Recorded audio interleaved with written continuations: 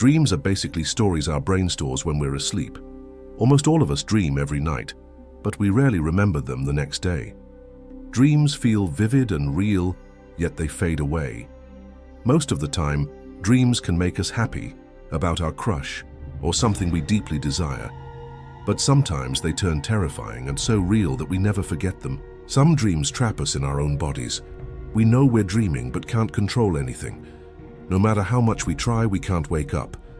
These are called lucid dreams. You can control them too, but that's a different concept altogether. Until I was 7, I was the only child in our family loved deeply by everyone, especially my grandparents. But unlike most kids, I was never scared of dark corners, eerie sounds, or even blood. It fascinated me in a strange way, and my grandmother often teased that I must have been born with a ghost's heart. She used to tell me stories every evening, and knowing my unusual taste, she'd always pick the scariest ones. But everything changed when my little brother was born. I could no longer sleep with my parents, and was told I'd be staying with my grandparents instead. That night, after dinner, I hugged my parents and went to their room with my pillow. My grandmother smiled and said she'd tell me a story before I slept, and as I lay in her lap, she began narrating a tale about a woman who disappeared from an old railway station after boarding a train that never reached its destination. Her soft voice felt comforting, her words fading as I drifted into sleep, unaware that her story would soon become my nightmare. When I opened my eyes, I thought it was morning, but the light hitting my face was too white, too harsh. Blinking, I sat up and froze. I wasn't in my grandparents' room. I was sitting on a cold metal bench at an old railway station shrouded in thick fog. The air was silent, the world still. Not a single person in sight, not even the sound of birds or wind, just emptiness stretching endlessly. My heartbeat grew louder as I looked up and saw a massive clock above me, old, cracked and missing its hands. Then, as I moved closer to a broken glass pane, my reflection caught my breath. It wasn't a child staring back. It was me, but grown, wearing a dark coat, holding a suitcase, standing in clothes I'd never seen before. Confusion flooded me. I called out, "Hello?" But my voice was swallowed by the fog. Suddenly, the silent clock began ticking, the sound echoing through the station. The hands appeared, spinning wildly before stopping at 12, and then the chime began, loud, deep, endless. Each strike vibrated through my body until I covered my ears, but the sound only grew stronger. When the last chime faded, I heard the distant rumble of metal against rails. Through the fog, a black steam engine appeared, its whistle sharp, its smoke curling like dark fingers into the air. The train screeched to a stop right in front of me. Every window was pitch black, every compartment empty, yet I felt something waiting for me inside. My hands trembled as I lifted my suitcase and stepped closer to the open door. But just before I could enter, an old woman stepped out of another compartment. She was dressed exactly like me, same coat, same shoes, same bag, but her wide-brimmed white hat hid her entire face. She stood perfectly still, facing away from me, as if waiting for someone unseen. I hesitated before asking, "Will this train take me to my destination?" She slowly tilted her head but didn't speak, just nodded once and began walking away until the fog swallowed her whole. I turned back toward the train, but strangely, the compartment that had been right in front of me now seemed farther. I took a few steps forward, and the distance stretched even more. Confused, I began walking faster, but then I froze. The sound of footsteps echoed behind me, perfectly matching mine. When I stopped, they stopped. When I walked again, they followed.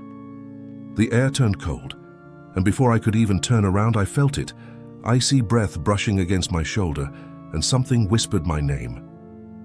My heart pounded so hard it felt like the sound was echoing across the empty platform, and though every part of me screamed to turn around, I couldn't move. The cold breath on my shoulder grew stronger, and the whisper that followed felt so close it brushed against my ear. I spun around, but there was nothing, just fog rolling thick across the tracks.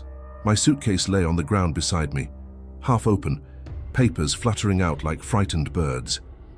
The silence returned, heavy and suffocating. I wanted to run, but something about the train pulled me back toward it, like an invisible hand tugging me forward. The black engine stood still, steam curling around it, the metal hissing softly like it was alive and breathing. I picked up my bag, my hands shaking, and forced myself to step closer. The door to the compartment creaked open on its own. Inside, the dim yellow lights flickered weakly, casting long shadows that swayed as if they had a life of their own. I hesitated on the steps, every instinct warning me not to enter, but curiosity, or something darker, dragged me inside. The air smelled of rust and burnt coal. Every seat was empty, yet I could feel the weight of unseen eyes following me. The train jolted slightly, and I gasped, realizing it had started moving even though I hadn't seen anyone drive it. I turned to the window, but all I could see was thick fog sliding past.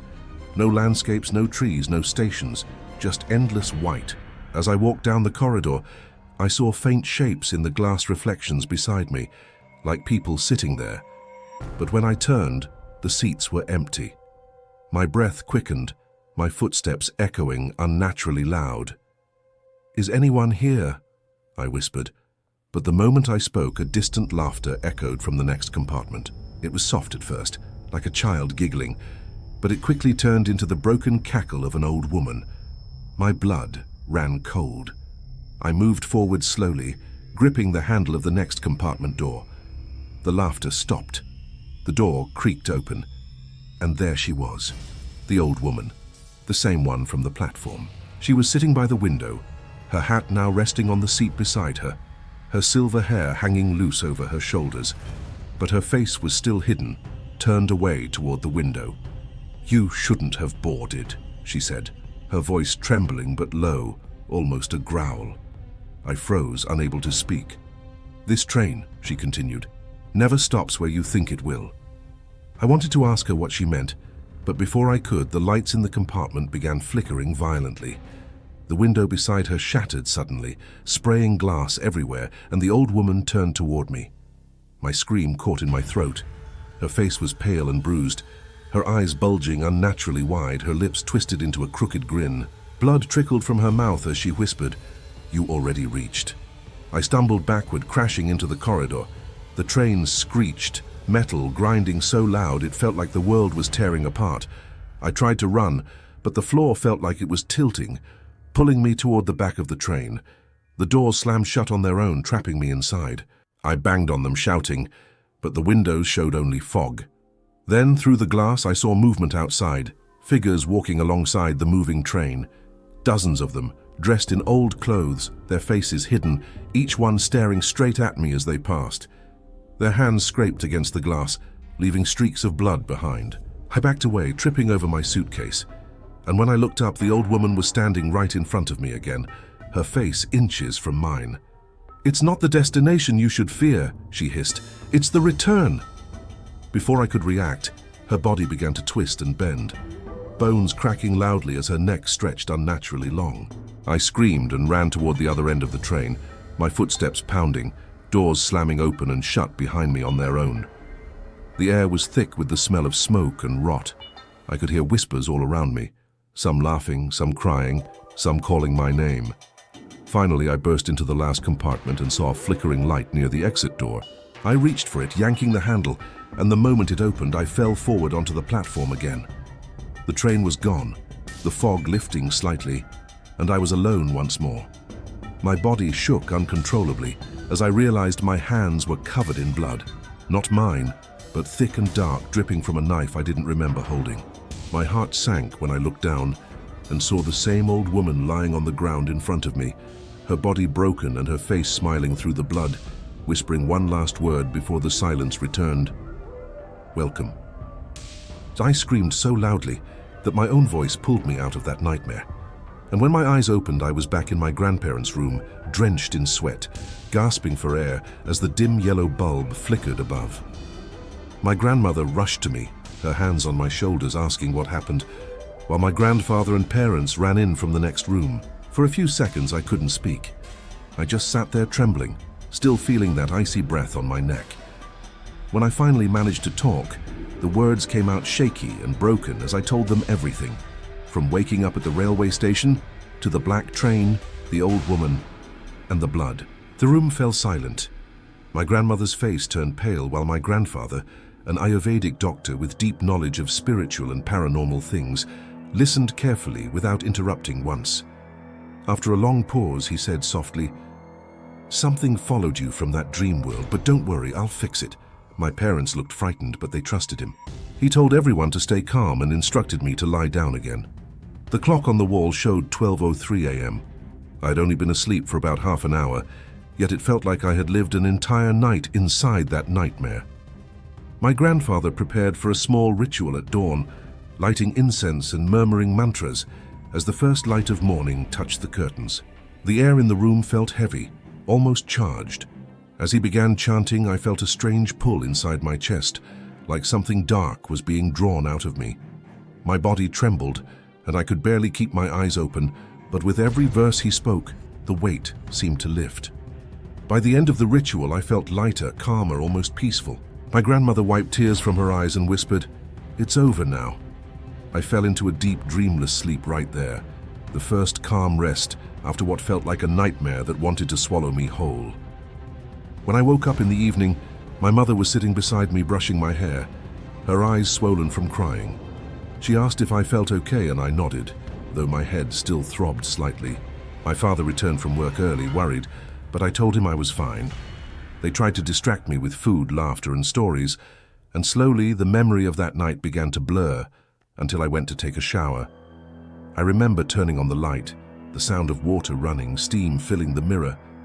I looked up and froze. Across my stomach were deep, faded cut marks, long and thin, crossing each other just like the ones I had seen on that old woman's body in the dream. My heart dropped. I touched them gently, and though they didn't hurt, they felt real, warm and textured, like old scars that had healed years ago. Panic rose in my throat. I rushed out of the bathroom, screaming for my mother and grandmother. When they saw the marks, both of them went pale. My father drove me to the nearest hospital, where doctors examined me under bright white lights. They ran every possible test, but couldn't explain how those scars appeared overnight. They weren't fresh wounds, they said, more like marks that had been there for years, healed perfectly, yet completely new to my body. No ointment, no cream, no medicine changed them. Weeks passed, life slowly returned to normal, but those scars never faded. My grandfather believed they were the remnants of whatever spirit or energy had attached itself to me in that dream. "It didn't harm you," he said one evening while lighting incense, "but it left a mark so you'd never forget what you saw." And he was right, I never did. Even years later, those scars remain exactly the same, untouched by time. I never had that dream again, but every time I pass by a railway crossing or hear the distant whistle of a train, something inside me freezes. I still don't know what that dream truly was, a warning, a curse, or a glimpse of another life. But sometimes late at night, when the house is quiet and the clock strikes 12, I swear I can hear faint footsteps outside my window, walking slowly on gravel, stopping right when I hold my breath. And in those moments I feel it again, the cold breath on my shoulder, reminding me that maybe the train never really left.